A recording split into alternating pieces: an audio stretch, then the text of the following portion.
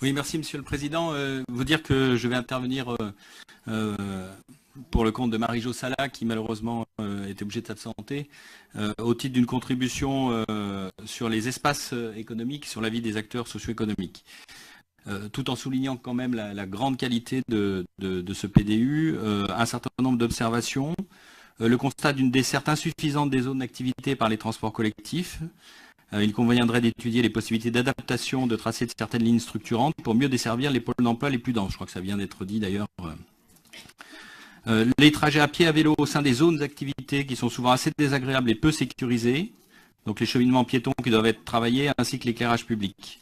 Pour le développement du vélo, il serait utile d'installer des arceaux à vélo parce qu'il en manque dans pas mal de zones d'activité sans qu'on aille nécessairement sur des dispositifs lourds type abri sécurisé. Alors que le covoiturage sur les liaisons domicile-travail est à développer, il serait utile de créer des points de covoiturage bien identifiés. Enfin, au regard des opportunités liées aux mobilités électriques, il convient de mener un inventaire des besoins des entreprises en matière de bornes électriques et de gaz naturel. Voilà.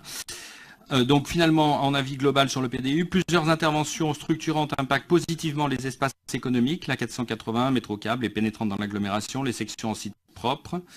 Mais les enjeux de desserte TC des espaces économiques et notamment de certains espaces stratégiques sont globalement peu pris en compte. Innovallée, parc industriel majeur, certains grands espaces économiques, notamment sur le nord-ouest.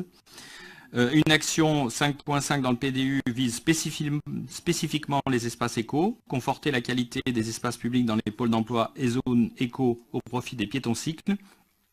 Si le contenu correspond aux attentes, l'absence de budget fléché sur ces actions rend la mobilisation des crédits difficile, puisqu'ils tombent en concurrence avec les projets urbains et les arbitrages induits. Les 700 kg de la CLECT, voirie fléchée sur les zones économiques, à valider dans la délib SDE en septembre, ne sont pas à la hauteur des enjeux. Enfin, l'action 16, logistique, ne traite pas d'une approche globale de la logistique inter-intra, mais uniquement sous l'angle de la logistique urbaine. La fonction logistique industrielle est peu évoquée, et il manque la prise en compte des enjeux d'accessibilité routière des zones éco-productives, et notamment la nécessité de création d'une bretelle de sortie direction Lyon depuis Cap DH. Voilà. J'ajouterais, en ce qui me concerne cette fois, une préoccupation assez forte qu'on trouve dans le schéma, mais sur laquelle je tiens à insister en relation avec la délibération qui viendra après, sur la nécessité de bien penser les itinéraires cyclables en lien avec l'intermodalité.